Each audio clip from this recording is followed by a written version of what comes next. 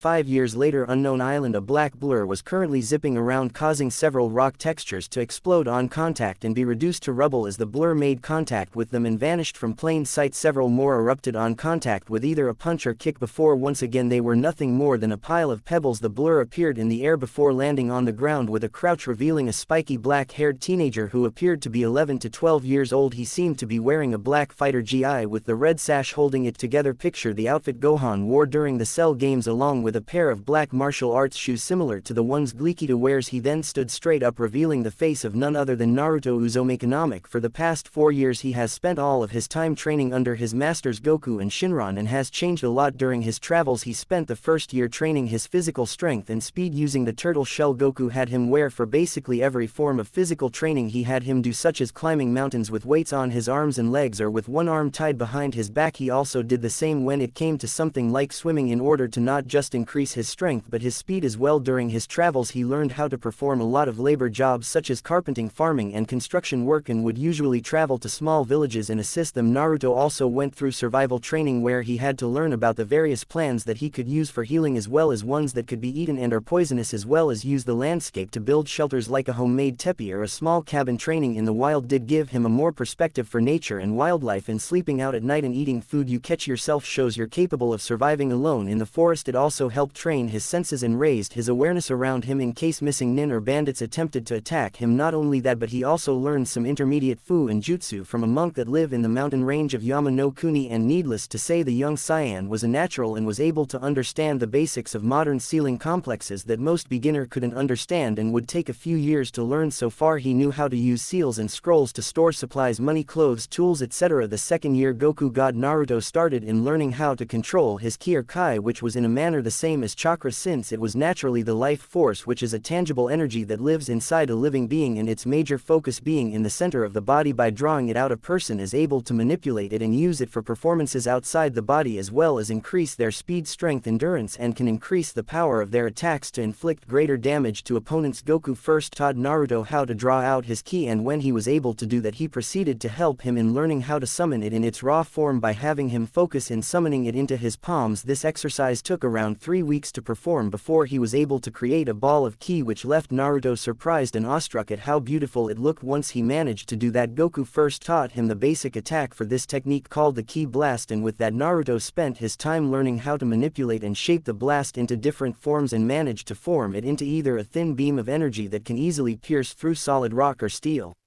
to one that can leave a crater in the ground, as well as form it into a thin disc that can cut down countless trees in a single line. The only issue was the amount of energy he put in them, so he spent his time in working how to not waste so much and control it effectively. After that Goku decided to teach him a few ki-based techniques that were really powerful if used correctly, the ones that he learned or seen his friends use. He started off by teaching him his family's traditional technique, the Kamehameha wave, turtle destruction wave, which happened to be the first technique he learned from Master Roshi. When he started his training, Goku instructed Naruto in how the energy attack was basically a straightforward attack that could do serious damage, ranging from destroying a small mountain and causing tidal waves to wiping out a large city and destroying an entire planet or even a solar system. So with that Naruto learned the Kamehameha and even created different variations of it, like ones he could use as a barrage attack or manipulated like a heat-seeking missile. Surprisingly, Naruto managed to get the technique down in nearly half a year before Goku taught him the other key techniques, but only after he was able to use them properly and master them to an extent, and even then Naruto still continued to hone his skills even after mastering whichever technique Goku taught him. Shinron on the other hand taught Naruto an ancient style of fighting called elemental bending, which was the bending of the 5 elements that were based off of a certain fighting style. Basically its bending form the Avatar cartoon that evoked the feel of flowing water. Water bending strength is its great versatility. Rather than supporting a separate set of offensive methods, water bending employs defensive techniques that can be transformed into attacks and counters defense into offense instead of simply deflecting an attack. Water bending's defensive maneuvers focus on control achieved through turning an opponent's own strength against him rather than directly harming the ombend with a certain element like water bending. For example, water bending is based on a style of Tai Chi Chuan, specifically the Yang style. It is a Chinese martial art that features slow movements and elegant forms. Opponent the other was earthbending. Earthbending is generally based on the Hung Dar style of Kung Fu, which features heavily rooted stances and strong kicks and punches that evoke the mass and power of earth. The martial art is based on the movements of animals, including the tiger, which is utilized when initiating eliminating hard blows, and the crane which is used to land gently back on the earth. Another version which is more versatile is one based off the southern praying mantis kung fu, using its precise stepping to maintain contact with the ground as well as sensing the different vibration through the ground and reading a person's emotion without using your eyesight. Another one was fire bending. Fire bending moves are based mainly on the style of northern Shaolin kung fu but with a few techniques from northern 7-star praying mantis. These martial arts feature quick successive attacks that exert extreme power for just a moment, much like an explosion called Jing Lik. It optimizes a strong continuous offense, sacrificing defense for greater power. The principle behind a preemptive strike, making fire bending the most aggressive of the 5. Air bending is based on the Bagua style of martial arts, also known as circle walking or a trigram palm, along with a small hint of Xing Yi, also known as mind-heart boxing. These martial arts feature swift evasive maneuvers that evoke the intangibility and explosive power of wind, drawing energy from the center of the abdomen, which utilizes circle walking. The idea behind it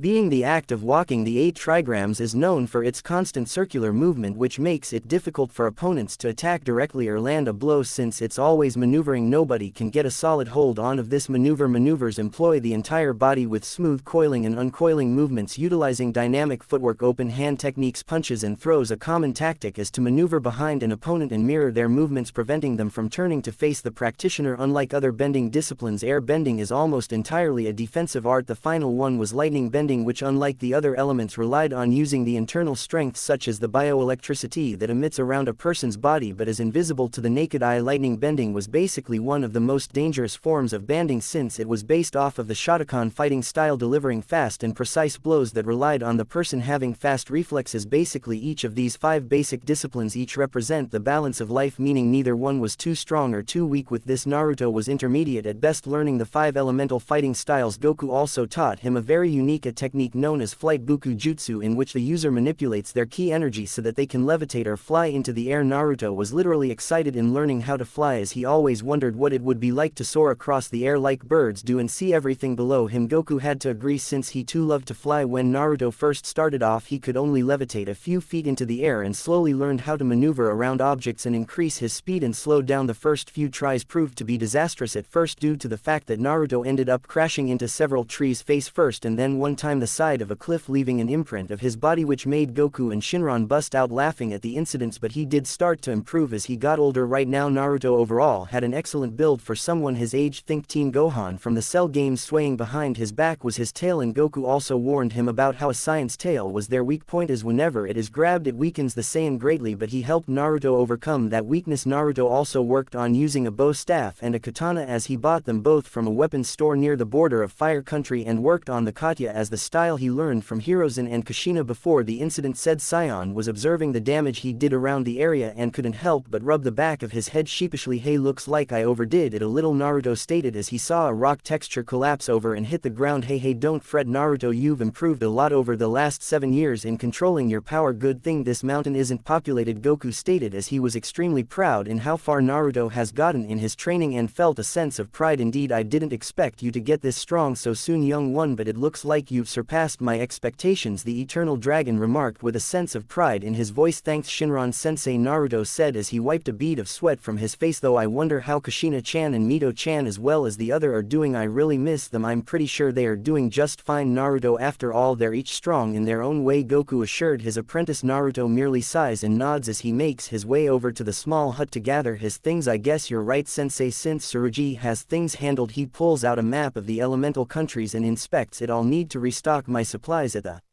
closest village, and I think I'll make a detour to Kiri next. What do you think, Goku-sensei? Naruto asked as he got his stuff packed up. Sounds like a plan, Naruto. Let's get some supplies first at the closest village on the island, and I think you should head to one of the closest elemental countries next, he instructed while his apprentice studied the map that would be Kirigakura Sato. All right then, next stop Kiri. Say sensei, can I fly there this time instead of having to swim like I did when I went to Nami no Kuni, he asked and heard his mentor chuckle. Sure Naruto, knock yourself out, but don't do it literally as I still haven't gotten over that time you crashed headfirst into that mountain. Hey hey, he hit, Goku said, chuckling while Naruto hung his head in embarrassment before flaring his ki and taking off into the air after getting the supplies. He was currently soaring over the ocean, passing several islands. Man, that's weird, I should be close to Carrie right now, he pondered until he noticed a ship sailing across the water, and maybe they would know if I was close or not. With that he took off towards the ship. Man, this is so boring. A female Carrie Nin groaned while two of her comrades had tick marks on their heads. For the love of Cammy, stop whining, damn it, a Jonin yelled, getting tired of the Chunin's constant whining. Even though water patrol was the most boring objective, while the other Joni chuckles, relax man, it's not like we're run into anything out here, he remarked until he saw a black dot heading in their direction. Hey, what is that, he asked as he squinted his eye, and his teammates did the same until the dot got a little bigger. It looks like a kid and he's flying towards us. The female Nin's eyes bugged out while her comrades appear right beside her with the same expression. No way, the Jonin said until Naruto appeared before them, hovering in the air like it was as simple as breathing. Hey, are you guys from Karagakura no Sato? Naruto asked the group, who said nothing but gape at him. How were you hovering in the air like that? The other male Kirin asked. Naruto blinked a few times at their reaction and shrugs. It's a technique my sensei taught me. But anyway, are you guys from Kiri? Naruto asked again. Yeah, we are, but why are you going there? Don't you know there's a civil war going on there? The mailman asked the young SAIYAN. Really? Wow, I didn't know that, but I'm merely going into the wilderness as I am a traveler, the black-haired SAIYAN answered while the ninja looked at him in a skeptic manner but relented. Fine then, it's 10 miles southwest from here, but like I said, be careful as travelers aren't really welcome there, the leader informed Naruto, who nodded back at the ninja. Okay, and thanks for the info. Later he did a two-finger salute with his hand before flaring up his ki and took off, instantly making the water from under him splash upwards and even creating a gust of wind, leaving the three Korean ninjas dumped. That was awesome, the female nin said with stars in her eyes while her two comrades merely nod in an agreement. Meanwhile, Naruto managed to make it to water country and was searching for a good spot where he could train in peace as well as make a temporary home while being close to a village where he could restock his supplies should he run out. And after searching for a while he found a great spot that was near a mountain range, and below it was a jungle with a decent clearing and a large river along with a waterfall flowing into the river. Afterwards he spent the whole week making a decent-sized cabin for himself before setting up the rooms with the furniture he sealed up as well as his tools, clothes, training weights, etc. Right now the young SAIYAN walking through a trail he created in the jungle carrying the dead body of a wild boar he caught that was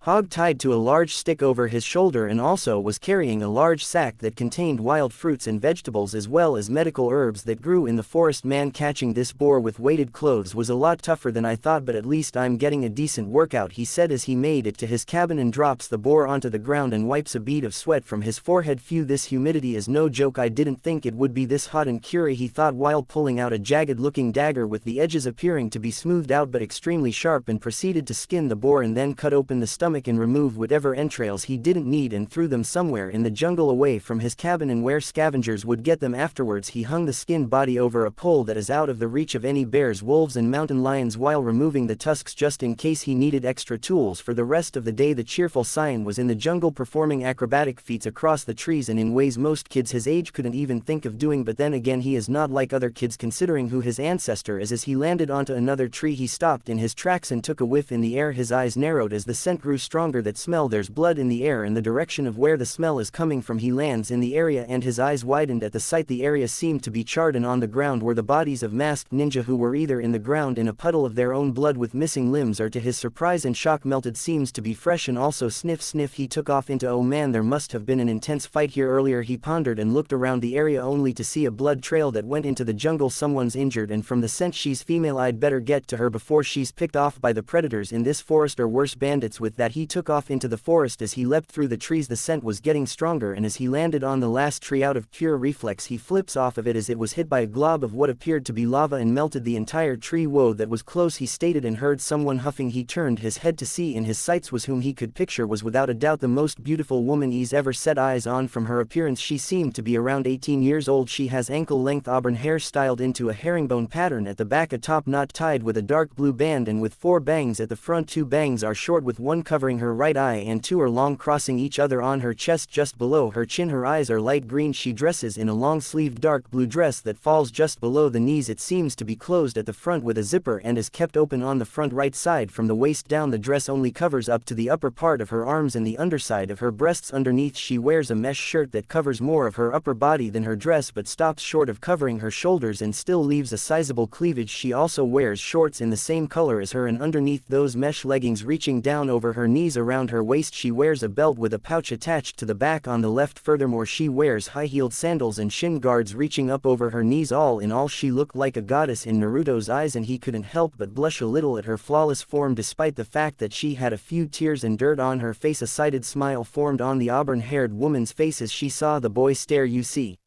something you like?" she teased, but then hissed in pain, clutching her bleeding side, and was about to collapse over until she was caught in the arms of the black-haired SAIYAN. "Whoa, take easy lady, otherwise you're gonna bleed out more than usual," Naruto warned as he carefully helped her up while looking at the gash on the left side. "You need to get that treated before it gets infected. I have a cabin not far from here, I can treat it for you," he offered, but then frowned as he sensed a group of unknown ninja heading here. The next thing May knew, she was scooped up in his arms bridal style and said, "Woman Neeks in surprise, sorry about this, but we've got to go." With that, they both vanished in a blur, leaving the hunter in on a cold trail. A day later, Madarumi, the leader of the rebel faction and person Naruto helped, was looking outside for her savior from yesterday by the river. A large splash occurred, surprising May as a fish that was the size of a small bear and hit the ground, flapping and flailing around. After that, Naruto leapt out of the river shirtless and wearing his pants like Gohan did after the Cell games. As he landed on the soft ground, he shook his head in order to get the water out of his hair and then did the same for his body until his tail wagged off the remaining bit of water on his person. "Man, these fish are tough to catch," he said to himself, unaware that May was sporting a small blush on her face as she saw his toned body. Never in her life has she seen any kid his age this ripped, as he had the build of a warrior due to the fact that he hardly had any form of baby fat on his person. That was when she noticed his tail and had to resist the urge of screaming kawaii at the sight. That was when Naruto turned his attention to May and his expression brightened. "Hey May-chan, I see you decided to get some fresh air while I was fishing. I guess those herbs did the trick and helped you recover faster," said 18-year-old, snapped out of her stupor and couldn't help but smile at his expression. "Indeed they did, Naruto-kun, and thanks for helping me even though you didn't have to," she replied back and nearly gawked as she saw him hoist a giant fish that was twice his size over his shoulder. "I know, but I couldn't live with myself if I let someone as pretty as you get killed by those hunting in," he replied back in an honest tone, unaware that his words made the tint of pink on her face grow a little and ill. When it came to the opposite sex, Naruto was not as dense around females like his sensei was, due to the fact that when he was in Konoha he basically spent a lot of time around them. Basically he was innocent when it came to women and would simply compliment them on their beauty as if it was the simplest thing in the world, unaware that it would result in them blushing due to how innocent he looked when he told them most males would do it to get into their pants. But Naruto was a different case. Another thing Naruto didn't like were perverts. His Aniki Kakashi was an exception in a way due to the fact that he mostly kept his in check thanks to Rin and the fact that he reads what his mother called smut. Thank you Naruto-kun, she replied in a quiet tone as she brushed one of her bangs back. "Kami, what's wrong with me? He's a preteen for crying out loud, yet here I am acting shy around him and those innocent eyes aren't helping the fact either. You're welcome. Well, I'm gonna go get this fish skinned and clean for lunch. How do you feel about sushi?" he asked me, who smiled. "That would be great Naruto-kun," she replied back. "Great, I'll get onto it and afterwards I can take you back to your camp." With that he headed to the back of the cabin in order to gut clean and cook the fish for lunch. 6 months later. It's been 6 months since Naruto met May and resumed his training in the deep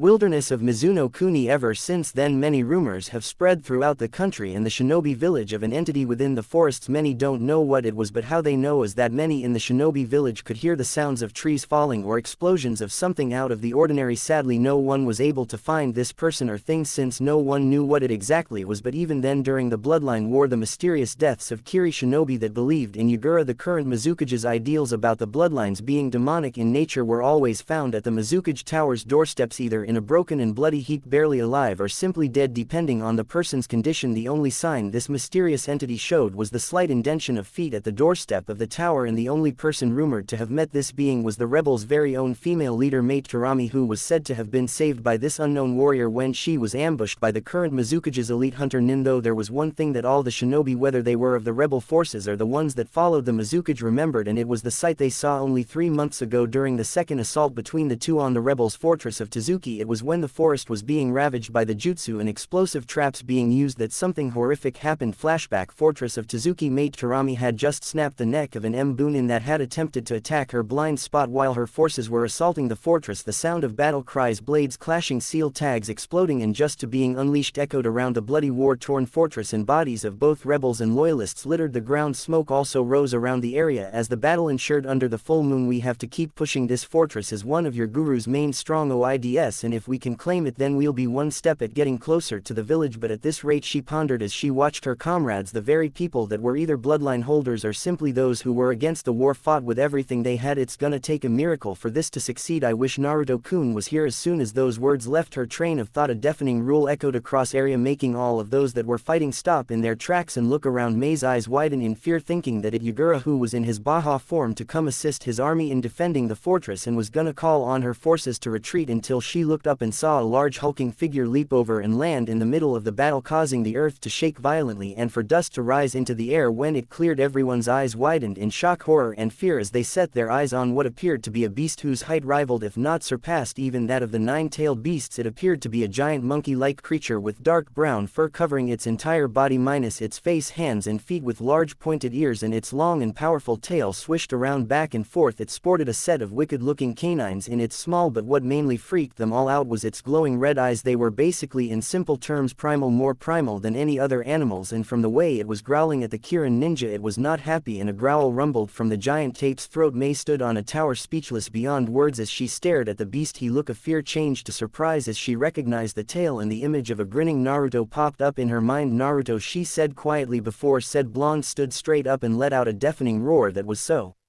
powerful that it shook the ground more than he did when he landed into the area and started to beat his chest. What the hell is that thing? One of your girls, ninja cried out. Who cares, just kill the monster. With that, the ninja on Yagura's side proceeded to throw countless kunai with explosive tags on them at Naruto and exploded on contact, covering his form in smoke. Some smirked triumphantly, thinking that they killed the beast, but when the smoke cleared, Naruto was unharmed and snarling in annoyance, shocking the ninja to the core as those explosive tags had enough power to level a large building but didn't even singe its fur. Naruto brought his hand up into the air and brought it down hard, crushing the enemy ninja like flies. He roared in triumph before stomping repeatedly on the ground. As this happened, the rebels decided to be smart and get the hell out of the giant tape's way as he attacked the enemy nin with his hands, feet and tail, as they tried to use both explosives and jutsu that did little to slow him down. Mei watched the one-sided fight go on, pondering on how Naruto became this giant tape. One of her Kazal appeared next to her, as did Chojiro. "My Kami," was all the man said as he witnessed this slaughter, while Chojiro tried his best not to lose his lunch at the massacre. They then watched as the sign-turn ape reared his head back, opening his maw wide and gathering what appeared to be energy into its mouth. Once he gathered enough, with mighty roar brought his head forwards and fires an energy blast so potent that it dissolves anything in its path to nothing, while the other ninja watched frozen in horror as the attack descended towards them. When it made contact, an explosion lit up half of the country in a flash of light, causing the place to erupt and generate a shock wave that ripped trees from the ground as well as the earth itself. Mei shielded her eyes from the shining light and the debris, as did Chojiro and Al. When it cleared, they each saw a crater that was extremely wide and deep, and there was barely nothing left of the fortress or the shinobi guarding it. "There's nothing left in that energy. It wasn't chakra or yuke, it was too potent," a stump Dao stated as he has seen a Amari menacing ball and what damage it could do, but this made it look like child's play. "WBB better get out of here as well before it spots us," Chojiro suggested as he backed away, only for his heel to tap a rock that fell off the tower they were on and hit the ground. Chojiro's eyes bugged out in fear as he saw it make a clicking sound, as did Al. "Ubaka, what have you done?" Al tried not to scream out. Naruto froze in his tracks and his ears twitched from the sound before turning its head to their direction. Al and Chojiro paled to the point where they looked like ghosts as the ape growled lowly as his head descended toward the three ninja. Mei did nothing but stare at the form until she stared at Naruto's glowing red eyes. "We're gonna die. I'm sorry, Osama," Chojiro whimpered out as they both sweat bullets. That was when Naruto stopped growling and lightly sniffed Mei's form and went from their primal state to a look of curiosity. Mei blinked also as she saw this and slowly reached out, moving her hand to his giant muzzle, making Al and Chojiro freak out in a comically fashion that was until she placed her hands on his muzzle, resulting in the ape to growl out softly as she gently rubbed his nose. Naruto sits down, making the earth rumble lightly while wagging his tail in a happy manner, and from their shock was burning. Both Al and Chojiro felt like they were gonna faint as this behemoth that not too long ago ravaged the fortress, destroying it and the enemy like they were nothing, was now being calmed by their leader of all people, and wondered what was her connection to this beast. Can this beast really be Naruto? Mei wondered as she felt its muzzle vibrate. She then notices that he was trying to growl out something. Mei-chan was all it said, causing Mei's eyes to widen, and the same went with Al and Chojiro. It spoke to Mei-sama," Chojiro cried out, pointing his finger at Naruto in a comical fashion, only to get a brain duster to the back of his skull by Owl. "Baka, don't scream, you startle I." The man yelled back. Naruto was all May said quietly while said ape got back up and walked away from her, disappearing into the forest. Flashback ends after hearing about the destruction of the fortress. Igura immediately sent the remaining Kirin Ocean Abigatani Chinanshu, the 7 ninja swordsmen of the mist, in search of the beast so he could kill it for killing his shinobi and one of his main strongholds, only on that same day to come back with them extremely injured and on the brink of death itself. One Kisame Hoshigaki Karagakure's very own Karigakura no Kaijin monster of the hidden mist quickly fled after the swordsmen reported their failure. Rumors said the fish man was extremely terrified after the encounter with the ape, and was said by one of the surviving swordsmen that Kisame got the worst of it. He was close to being killed by the thing if it wasn't for his Samada saving him at the last second. Ever since then and on our way back, Kisame was always looking over his shoulder for another attack, but what basically got Kisame scared was the great ape's eyes. They were primal and filled with a rage that would make the Hakibi's rampage look like a carnival ride, and the blue-skinned man downright refused to go after that tape, not caring if his leader would execute him or not, as he never wanted to see that beast or its eyes ever again for as long as he lived. So safe to say Yuguru kept a wary eye for the so-called ape but still concentrated on the war. Mei though had an entirely different reaction after the event, so she just placed the report down, stood up and went into the forest, issuing orders to her second in command that she would be gone for a bit and didn't want anyone to follow her. No one was able to tell what Mei was thinking that day, and her eyes didn't portray anything when she went into the forest, but it was highly thought she went to meet the ape herself, only to come back with a big smile on her face and a dazed look in her eyes. Ever since then, despite the best efforts of the rebels asking what happened, all she said was that the ape wouldn't harm them at all and wouldn't be seen again for a while. Still, it made people wary if it ever shown up again, but also they were suspicious of how Mei was the only one to know the ape but also the strange entity in the forest. That was another thing. People were beginning to think the entity and the monstrous ape were the same thing, so when they found no sighting of it before and after Mei went to find it, they felt extremely relieved. But now, after 6 months of fighting, the rebels were losing their sight in the war, and with Yugura pressing on all sides made it hard for them to counter-attack. It made it only worse when said Jinchuriki was joining the battle in order to end the war quickly, and it was happening with him having perfect control over his Baiju. The Sanbi Nokio Day Game 3-tailed giant turtle made the war tip in his favor. Kuriga Kure rebels main camp. In the main camp of the Kuriga Kure's rebel forces, we could see in the main hut was a round table with the inner map of the whole village of Karagakure within. Around this table was commanders and generals that made up to command the forces. Reaching the end of the table was Mate Tarami, rebel factions leader Yoden no Dan Chinga Koen, lava dancing princess and rumored to be the only link to the strange entity in the forest, and the Baiju-sized ape as well. We can't keep hold on our positions with the enemy pushing forward is only making it worse. I agree, and with Yugura on the front lines himself is making it impossible to push back and only watch our men get slaughtered out there. True, and with our resources going down immensely and the enemy all converging on us in one giant army is gonna make things even worse. Seeing their leader's thoughtful look, the general spoke. Mei-sama, do you have any idea to handle this situation? Mei kept thinking for a while, not showing she heard the manham. We're losing this war, that's true, and we don't have the manpower to fight both the army that's coming and Yugura himself. Hell, I don't think an army can defeat Yugura, especially when he uses the chakra of the Sanbi. That's when something important hit her, snapping her head up, alerting the others. Her eyes widen a bit. Maybe, just maybe, he might help us. If he were to help us, I have no doubt we'd win this war. Mei-sama, are you okay? The general asked his leader, looking at the general with a small smile and a hopeful look in her emerald eyes. She spoke. I think I may know a way to win this war. She spoke, getting shocked looks from them all. Abruptly standing up, the general spoke. What exclamation mark.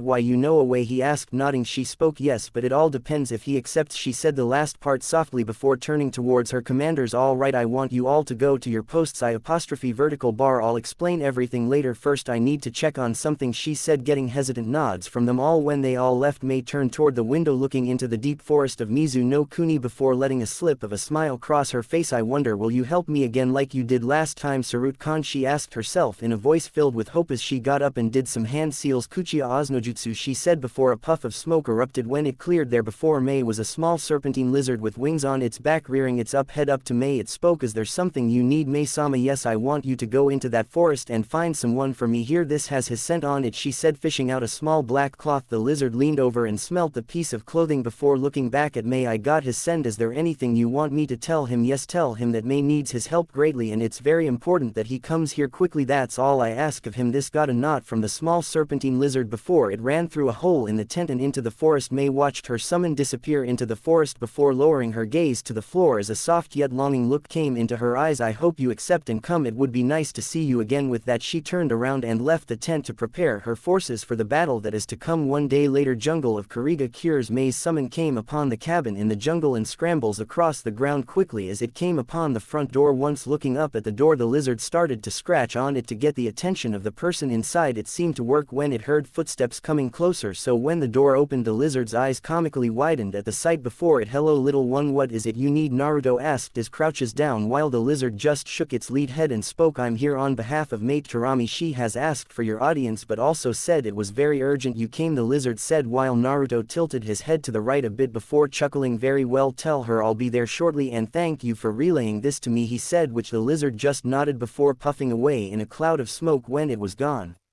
Naruto looked into the forest in the direction of the rebel camp. Seems Mei-chan needs help. Well, can't keep her waiting. With that he turned around and walked into the house before closing the door. Getting his gear, Kuriga cure rebels main camp. Mei sighed as she looked upon her forces all lined up looking at her with serious expressions. She had just explained the details of Yagura and his army coming to finish them off. She seen their grief-stricken faces at finding out such information but was quickly determined when they remembered what they were exactly fighting for. She just hoped it wasn't too late and he got here before the fight began. Despite how brave her forces were and determined to win, she knew they wouldn't. Even she couldn't. Your girl, when he used the Sanbi chakra, sure she could take him down with him alone, but that in itself is a tough fight. Looking upon her forces once more she spoke. Now we must prepare for the battle. I want all shinobi at their posts and begin preparations for the enemy, she shouted, getting a massive hi from them all before they dispersed into multiple directions to prep the battlefield. Once they were gone, Mei looked upon the rising sun and was already seeing the slight formations of the enemy coming, saying she let her thoughts go back to him. Naruto, I wish you were here, she softly uttered, praying to Kami that he would come to their aid. I am here. Mayhem, the said rebel leader, stood shocked still before turning around to find the owner of the voice, only for her eyes to widen and a big smile come upon her face. For the person in front of her, it was none other than Naruto himself, and strapped to his back was his katana while his staff was in a small squirrely as well as several smaller ones that were attached to his sash. Swaying behind him was his tail and he had his grew out to where it was now shoulder length and had it tied back into a low ponytail like how Gohan's was when he trained in the hyperbolic time chamber. He had black bandage wrapped around his arms and stopped near his elbows like how Rock Lee was his, and also wore his black martial arts gi with his martial arts shoes. The only difference was the fact that Naruto had grown a lot taller during these last 6 months and was close to matching Mei's height. She then walked over to Naruto and hugged him while he returned it. Looking at Naruto, Mei let a small blush come upon her face before speaking. I didn't think you would make it in time, she admitted while Naruto just chuckled. Yeah, sorry, I had some last minute things to take care of, he said, breaking hug making Mei pout, which got another chuckle from the SAIYAN, putting up a serious expression. Naruto spoke. Now Mei-chan, what is it you needed to speak to me about, he asked, and Mei just remembered the fast approaching army coming, which made her eyes take a serious look in them. This made Naruto blink a bit. It was quite rare for Mei to become so serious in front of him. Naruto-kun, you know of the war we've been fighting, she asked, which made Naruto nod. He's known about the war since he's partaken in a few of those battles when they came near the forest. Of course he wouldn't be there long just so he could help the rebels fight back. Yeah, I know of it, but what does that got to do with anything, he said curiously. Mei just looked down at the ground before doing something very surprising. Her emerald eyes started to tear up, making Naruto's eyes go wide at the sight. Never has Naruto seen Mei cry before, but seeing it now made his heart hurt. Letting out a grim expression, Naruto placed his hands on both of her shaking shoulders. Mei-chan, what's wrong, he asked sincerely. Mei quickly realized her tears and quickly cleared them away, but it was too late since he has already seen them. It's Igura. Naruto-kun is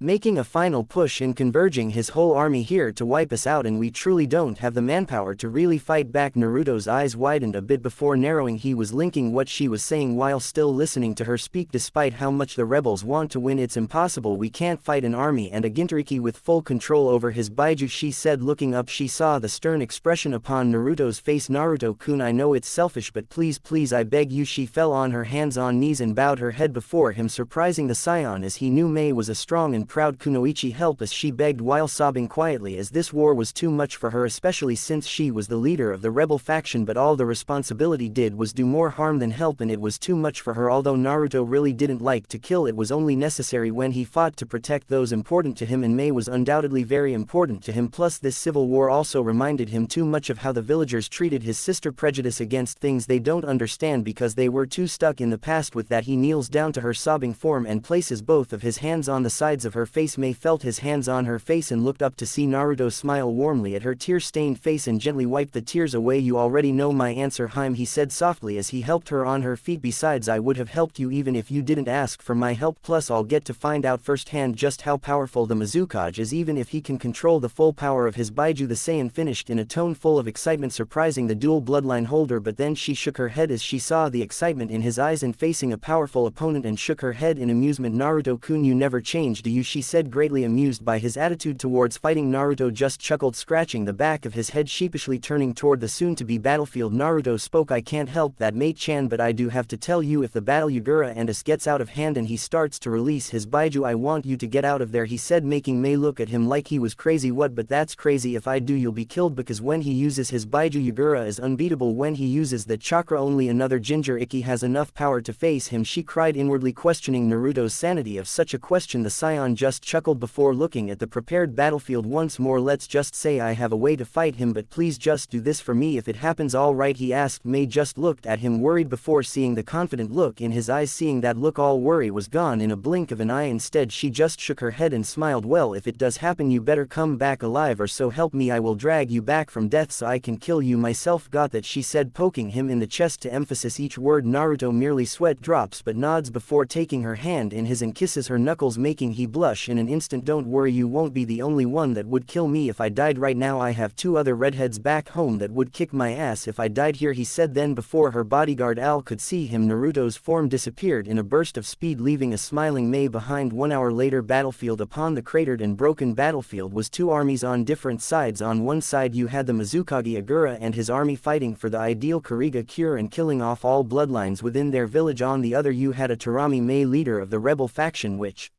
fought for not just their people but also the bloodline's survival. The first wave of Yagura's army was already decimated by traps set up by Mei's forces, but already after fighting the massive forces of Yagura's army after only an hour was taking its toll on them. Upon this field of bloodshed was Igarajan Chiriki of the Sanbi and current Mizukage. In front of him was Madirumi, rebel leader and current bloodline user of the Yoden and Futon lava and boil release. Glaring, Mei looked around to see her forces engage in Yagura's own. Mei, why do you continue to fight back? You're the only ninja I respect, even if you have one of those accursed bloodlines, questioned Yagura as Mei looked back at him with a glare. I fight for not only Karaga cure but for the safety of the children with bloodlines. Because of you, families were separated, slaughtered, or just plain butchered. I'm fighting to stop that and bring Karagakure back to what, she answered back, getting a glare from the cage. Used to be, how foolish of you, then you shall die with your own demonic in. Mei screamed. The crazed cage Mei stood guard as Yagura charged at her, leaving behind dust in his wake. He was almost upon her form until a blur struck him right across the face and sent him flying in the air and crashing into the ground hard, causing a cloud of dust to erupt into the air and the ground to slightly shake. Mei blinked before looking ahead to see Naruto smiling at her with a wave with his right leg up, showing he was the one to have kicked Yagura. Hey Mei-chan, sorry I'm late, I got lost on the road of life, he said, gaining a twitch of an eyebrow from Mei. While back in Konoha, the copy ninja Kakashi had sneezed hard, wondering who was talking about him. You and your excuses, Naruto-kun, she muttered, shaking her head. Naruto on the other hand just grinned before turning around quickly to see the glaring form of Yagura with his clothes and body scratched a bit from hitting the ground, as well as the broken nose that was slowly healing with blood going down his face showed how much the hit injured him. Who are you? Yagura questioned as he saw the black-haired warrior land beside Mei. Who am I, you asked? Just your average 12-year-old with a monkey tail. Naruto Anwar back with a toothy grin and his tail swaying behind him. Yagura's eyes widened as he saw the appendage sway back and forth and narrowed his eyes at the new opponent. So all this time another accursed bloodline holder was hiding in my country. You must be the so-called entity of the forest who has been aiding these scum, Yagura stated as Naruto rolled his shoulders in order to get the kink out. She shwed an attitude. So what if I was born with a tail? I happen to like it and it attracts a lot of good attention, Naruto stated with a grin on his face before he narrowed his eyes in a serious fashion, surprising Nigura as the playful demeanor changed into one of a warrior by the next second. I came here to help Mei-chan and end this senseless war. Yagura on the other hand looked jerked. Senseless? I am purifying my lands by righting them of these accursed bloodlines. People like her are the reasons why we always go to war. Clans with bloodlines are nothing but a cancer that needs to be cleansed, and that is what I'm doing. Naruto on the other hand clenches his fists at his proclamation in Scali's purifying. You call a mass genocide a good cause? All you've done is destroy your home and the lives of those who are innocent and had nothing to do with this war. All this destruction over nothing is not right. You call my cause nothing? Foolish boy, I don't have to explain my reasons to you or anyone, as the only thing awaiting you and that wench and those rebels is death, he growled as his chakra flared. Fine then, if reason won't make you understand then my fists will, Naruto said, and with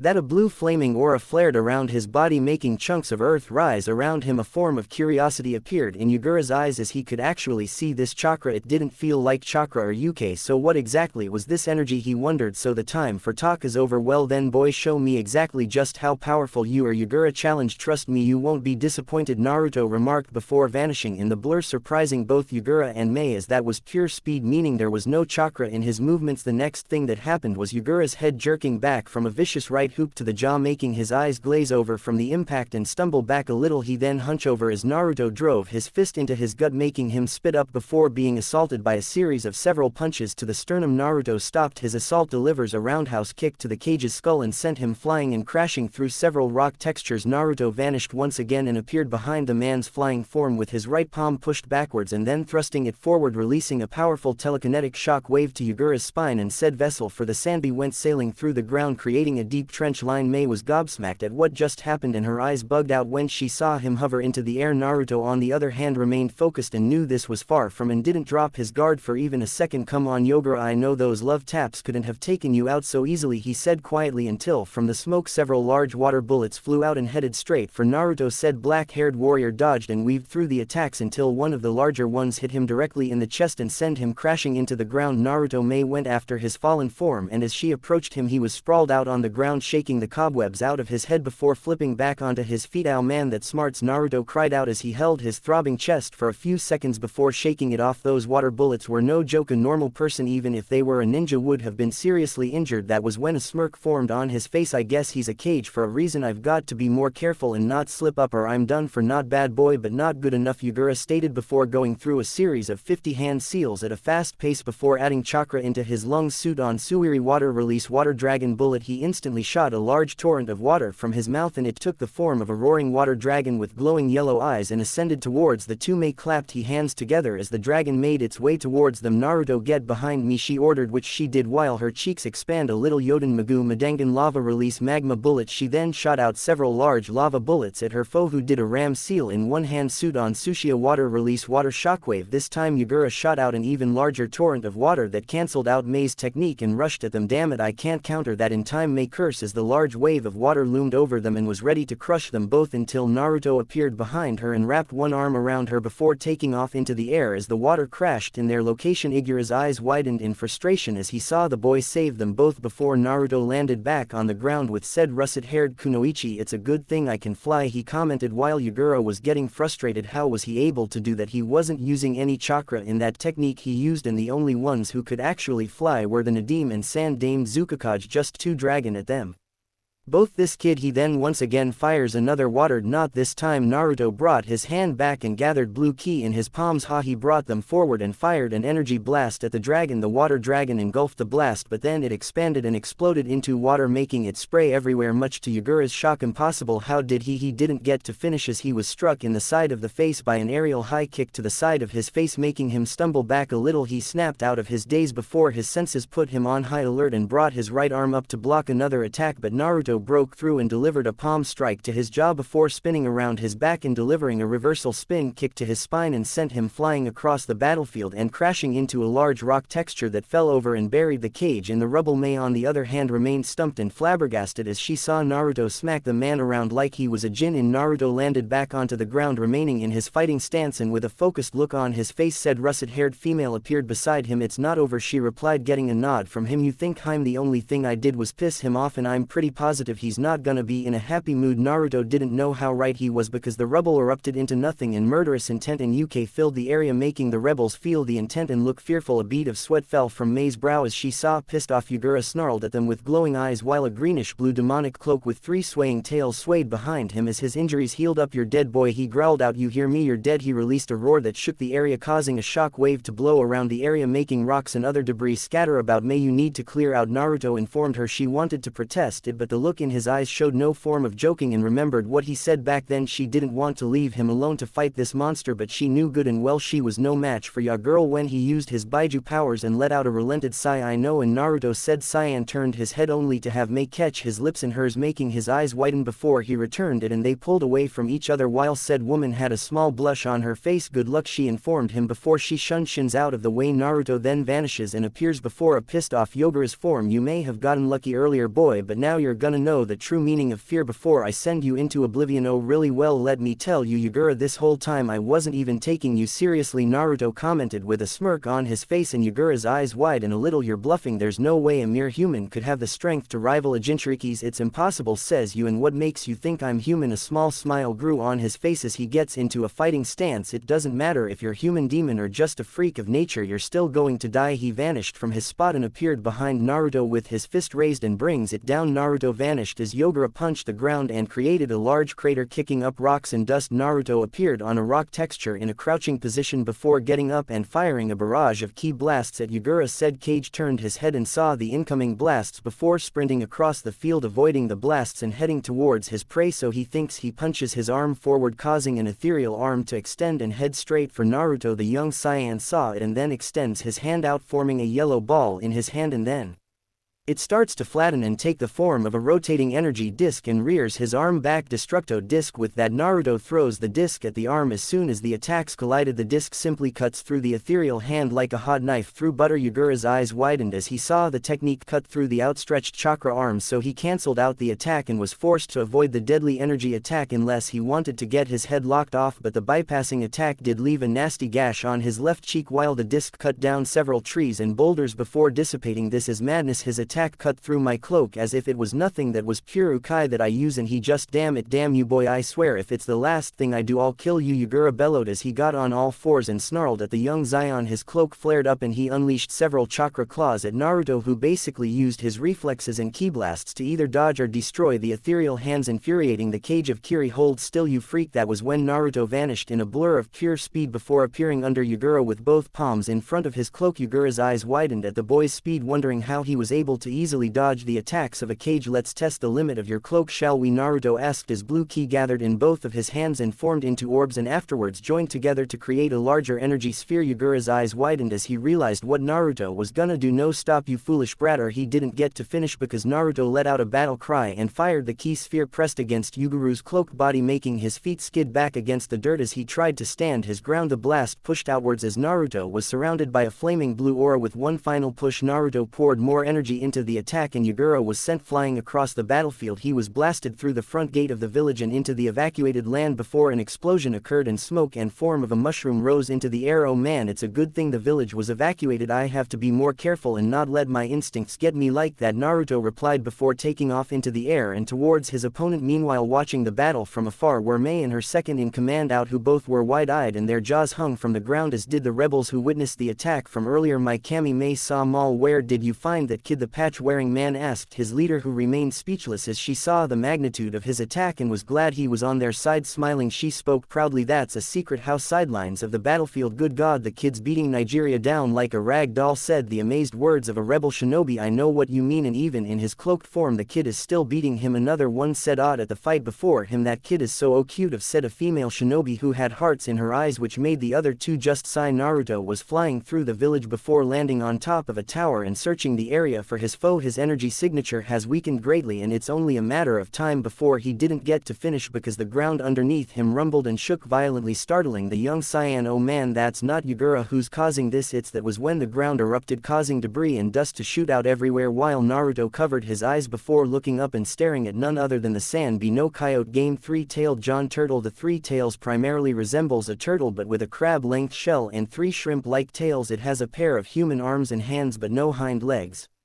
Its right eye is constantly closed, indicating some sort of injury, and because of this it is particularly vulnerable to attacks directed at its right eye. Wow, so this is the Sanbi. Funny, I didn't expect you to be this ugly, Naruto remarked while the creature stared down at the black-haired warrior before growling in a low manner. Its one eye glared murderously at him while its three giant tails swished around him, crushing and sweeping buildings around it like nothing. Many were now horrified. Whether they are enemy or ally, to face a Baiju was just asking for a slaughter. Mei and Dao Okimi help us all, Al stated, looking upon the fully formed Sanbi of legend, its giant form crushing much of the village. Already hope was slowly dwindling from his eyes seeing the tailed beast of legend. Mei though was more focused on Naruto. His form wasn't deterred from seeing the Baiju. If anything, he looked more excited than anything but didn't show it, but she knew he was excited. She's known him long enough to read him enough to know that much. That's why right now she was more curious than fearful for what was going to happen now. Good luck, Naruto-kun. Wow, this beast's chakra levels are incredible. If this is how strong a three-tailed Baiju is, I can only imagine how strong Cowbai could be. She she could easily mop the floor with this clown. A grim expression formed on his face as he rose into the air and stared down at the giant turtle. At this rate there won't be a village to go back to. I really didn't want to use that yet since I'm still learning how to maintain it. He sighs in annoyance and brushes his hair back a little. What choice do I have? I know Goku-sensei said to not use it unless the situation was dire, but this would be one of those times. He then got into a horse stance once again and started to gather his power. He grits his teeth as his hair rises once more, but this time it takes on an even spikier appearance. The skies start to darken and thunder clouds cackle around the area as the sky rumbled. Flashed of lightning rained from the heavens and the ground started to rumble with Mei-sama. What's going on? Ao asked as he tried to get his footing in check. I don't know, but for some reason I know this is our allies doing, she answered before dashing towards the village gate. Wait, Mei-sama, Ao shouted as he went to join her, as did Chojiro with Naruto. Naruto growled lowly as his power continued to rise from underneath his form. Chunks of rock buildings and other debris rose into the air and the earth split from the weight of his power. His muscles flexed from the power increase and bursts of yellow static shot around his body. That was when his hair flashed a golden color before returning to its basic color. The thunderclaps became even louder as Naruto's power level kept rising. After a few minutes Naruto reaches his max in his normal state before he reared his head back. That was when he released one final cry and a golden flaming key aura flared around his body. Due to the release of his new power, the ruined buildings around him tumble over and collapse. The flare caused the entire area around him to coat the gloomy village in a bright light. Naruto's appearance completely changed now. His hair was spiked upwards minus the bangs and took on a golden color, as where his clothing was a lighter shade appearing to be a light gray color, and the same with his complexion being a little lighter than normal and the slight increase in muscle. His expression was a lot sharper and more fierce looking, and his eyes were no longer dark blue and his tail was now a golden color. They were now teal and were gazing at the Sandy with a piercing expression that would make anyone tremble in fear. No more. It ends here, Yagura, Naruto said in a calm yet cold voice with Mei-al and Chojiro. Mikami, that kid is